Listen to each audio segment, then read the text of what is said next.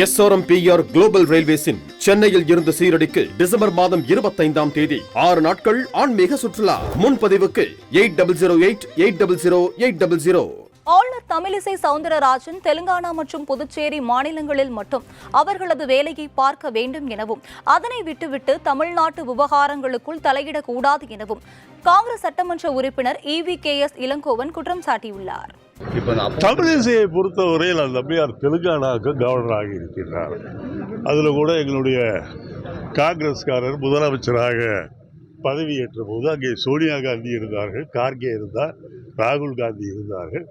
ஆனால் ஒரு மரியாதைக்கு கூட அவர்களுக்கு இந்த அம்மையார் வணக்கம் வைக்கவில்லை. குறைஞ்சபட்சம் அவருடைய வயதிற்காவது இந்த அம்மையார் மரியாதை தந்திருக்க வேண்டும். அதை இந்த அம்மையார் செய்யவில்லை. மாறாக தமிழ்நாட்டில் இந்த அம்மையாருக்கு என்ன வேலை என்று எனக்கு தெரியவில்லை.